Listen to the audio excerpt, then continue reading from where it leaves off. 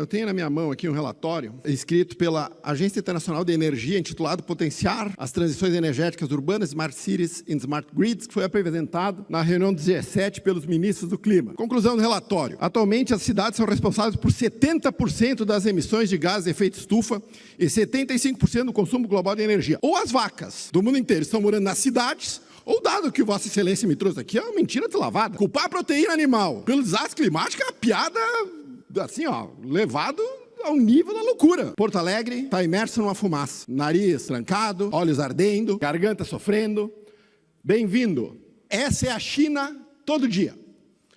Eu sei do que eu estou falando, porque eu fui 10 vezes à China. Eu ia 2 vezes por ano à China. Eu nunca vi o sol na China, porque essa é a realidade da China todos os dias, não nas queimadas. Em qualquer momento do dia, 365 dias por ano. 1/3 de toda a poluição do planeta vem da China, aliada desses caras aqui, que vêm dizer que protege o clima. Isso é uma piada. E aí eles culpam Bolsonaro pelos problemas climáticos. Outra piada. Nunca assumem a responsabilidade de nada. Destroem tudo. Tudo. Destroem clima, destroem economia, destroem a liberdade e vem aqui falar de Bolsonaro. A piada. Todo dia é isso. Um bando de irresponsáveis que não tem a hombridade de assumir a responsabilidade pelo que fazem. Bolsonaro. Eu nunca vou me esquecer o apelido que deram para Bolsonaro. Essas queimadas deste ano bateram o recorde. São a maior da história. Você sabe qual era o recorde anterior? Lula em 2010. Você sabe qual era o recorde antes de 2010? Lula em 2007. Todo mundo é culpado, menos a incompetência desse bando de incompetentes. São incompetentes, irresponsáveis e covardes. Nunca assumem a responsabilidade de nada. Esta é a esquerda em qualquer lugar do mundo. E eles acham que eles vão vir com esse papinho aqui, mentindo o número, e vão ficar assim, ilesos. Isso não vai acontecer. Número mentiroso. O senhor vegano aí, o senhor não está salvando o planeta. Se o senhor é vegano e usa produto chinês, o senhor está prejudicando mais o planeta que se eu comesse 1 quilo de carne por dia. É isso. A China dobrou a quantidade de usinas a carvão depois da guerra da Ucrânia. Dobrou. Emitiu licença para a operação de usinas a carvão, que dobrou o número de usinas. E a China foi homenageada neste plenário com o representante do povo chinês sentado aqui. E eu não vi cobrarem da China responsabilidade com o meio ambiente. E eles querem que os brasileiros e os pecuaristas e o pequeno agricultor paguem a conta dos aliados dele mundo afora. São capachos da ditadura chinesa. Capachos. Só existem para legitimar ditaduras. É só para isso que a esquerda serve, é isso que eles defendem e não adianta, e é assim que são. Liberdade. Vamos falar já de liberdade, que nós estamos falando da China. Uma das cidades mais maravilhosas que eu tive o prazer e a oportunidade de conhecer foi Hong Kong. Uma cidade de 7 milhões de habitantes, do tamanho de Floripa. Rica, organizada, povo cordial, destruída pelo regime comunista chinês. A liberdade foi dizimada. Em 2019 eu tive a oportunidade de ir lá. Manifestações monstruosas aconteciam em Hong Kong porque a China queria indicar. Hong Kong é um estado que pertence à China, mas ele funciona como uma região autônoma. E a China queria indicar o seu representante, que a população de Hong Kong não aceitou. Quando veio a pandemia, a China aproveitou que todo mundo estava em casa, fugindo do vírus, que ela mesma liberou e não avisou a comunidade internacional, e por conta dos chineses, milhões de pessoas morreram no mundo, por conta da responsabilidade das autoridades sanitárias chinesas, a China invadiu Hong Kong, acabou com a liberdade de imprensa e acabou com a liberdade de Hong Kong, a pérola do Oriente. Nós estamos indo pelo mesmo caminho, vocês não têm dúvida alguma. Essa galera aqui, eles estão se lixando para a liberdade. Vocês preferem ter um padrão de vida ok e terem liberdade, ou ter toda a riqueza do mundo e serem escravos? Eu prefiro a primeira. Não nasci para ser escravo. Talvez a esquerda ache a escravidão algo ok. Talvez a esquerda ache que a liberdade seja uma concessão do Estado. A liberdade não é uma concessão do Estado. A liberdade foi nos concedida por Deus. O direito à liberdade, o direito à propriedade privada, o direito a buscar a sua própria felicidade. Isso não tem a ver com a lei dos homens. Tem a ver com a lei de Deus. E essa ideologia maldita aqui, que eles defendem, não vão nos roubar a liberdade. Eles querem. Hans Hermann Hoppe escreveu um livro chamado A Democracia, o Deus que Falhou. Ele dizia que os regimes democráticos tendiam a aumentar o tamanho do Estado, restringir a liberdade individual e, obviamente, colocar em risco a propriedade privada. O Brasil caminha nesse sentido. O Supremo Tribunal Federal ontem acabou com o sigilo bancário. O artigo da Constituição defende que todo cidadão tem direito à privacidade. É uma garantia constitucional. o direito à privacidade e à intimidade foi jogado no lixo, porque agora a Secretaria da Fazenda aqui do Estado do Rio Grande do Sul pode quebrar o seu sigilo bancário sem requerer um processo judicial. A quebra de sigilo bancário, que era a exceção, virou a regra. O sigilo bancário, que era garantido pela Constituição, virou a exceção. Assim vai acontecer com o sigilo telefônico, que as receitas e as polícias possam quebrar o sigilo telefônico e, portanto, a privacidade das conversas. E aí tu imagina um cara que nem o Vossa Excelência, policial, cagueta, que gosta de sair caçando fascista, que só existem na cabeça dele, tendo o poder, como policial civil, de quebrar o sigilo telefônico de qualquer um que ele queira, porque é isso que o STF vai decidir. E quando acabar o sigilo fiscal, sigilo bancário que já acabou, e acabar o sigilo telefônico, o que sobra para nós? Sobra a forma moderna de escravidão. Trabalhar 5 meses para o Estado, de graça, para receber nada em troca. Essa é a versão moderna da escravidão. 5 meses do teu suor entregue para alguém que não te representa, para usar o teu dinheiro em coisas que você não acredita, que você repudia. Não ter direito à intimidade e à vida privada. Não ter direito ao sigilo telefônico. E não ter nenhum livro de regras para seguir, porque a Constituição foi rasgada pelo Supremo Tribunal Federal.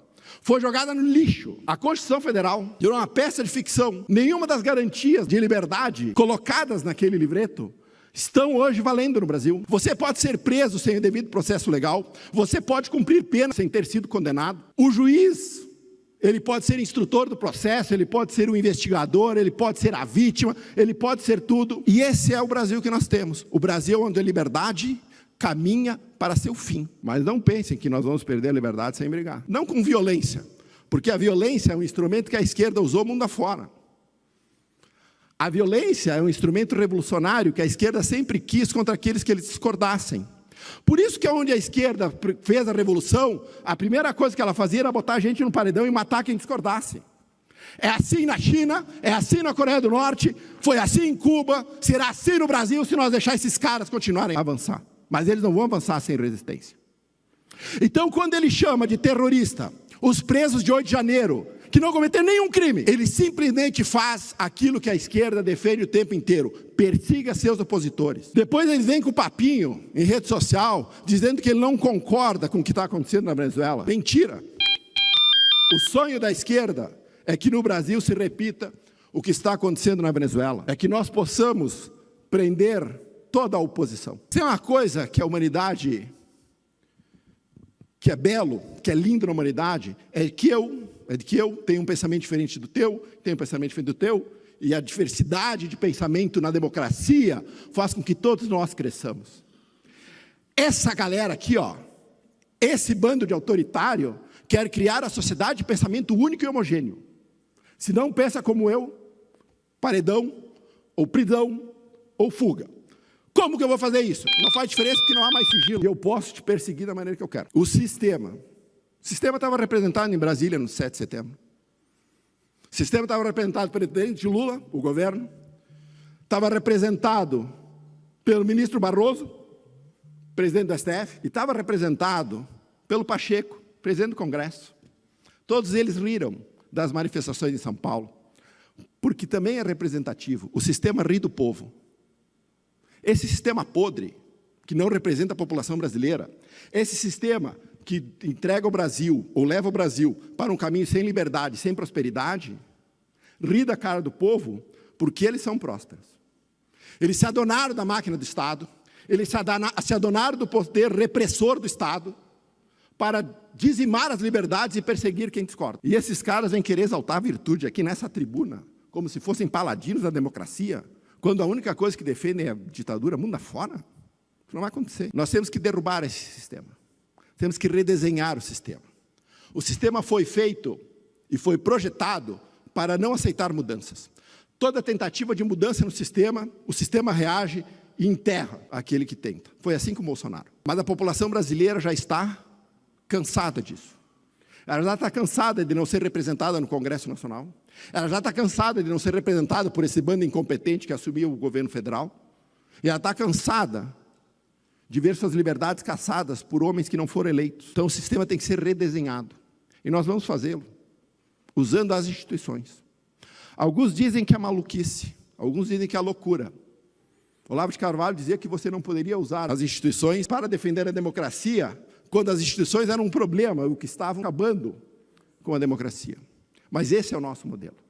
Essa é a nossa, uma luta pacífica e uma revolução pacífica. Não a violenta que eles defendem. Pacífica. E nós vamos fazê-lo. E nós vamos fazê-lo a partir da eleição municipal agora, dando uma derrota retumbante para a esquerda nas eleições municipais. Depois nós vamos ganhar o Senado, nós vamos ganhar a presidente da República e nós vamos redesenhar esse sistema. Esse sistema não nos representa, não serve, nós não queremos mais. Nós vamos redefinir tudo. Porque este Brasil deu errado e ele não nos serve mais. Liberdade de expressão. Você conhece maior liberdade do que você dizer o que pensa, sem censura e sem limitação? Os homens que hoje ocupam as cadeiras do STF, principalmente o último indicado pelo presidente, odeiam a liberdade de expressão porque pessoas medíocres não gostam de pessoas que têm livre pensamento. É isto. O homem só é verdadeiramente livre quando ele diz exatamente o que pensa sem amar. A liberdade de expressão, em qualquer sociedade, ou nas sociedades ocidentais, está sendo atacada fortemente. No Oriente, ela não existe. Não existe na China, não existe na Rússia. Quando nós defendemos aqui a liberdade de expressão, quando nós defendemos o devido processo legal, quando nós defendemos a anistia completa para os presos do 8 de janeiro, que não cometeram nenhum crime, nós também defendemos a liberdade. Porque quando a lei é posta de lado e todas as decisões judiciais são feitas por juízes à margem da lei, ao seu livre-arbítrio, deixando a população sem um livro de regras para seguir, neste momento, só o medo impera. Nesse momento, a população deixa de ser livre e ela passa a ser refém do medo. Tem um livrinho que eu gosto de citar, chamado Quem Mexeu no Meu Queijo. É um livrinho bem pequenininho. E ele, por incrível que pareça, esse livrinho pequenininho, ele me teve uma frase que eu sempre uso quando eu estou em dúvida sobre o que defender e sobre o que fazer.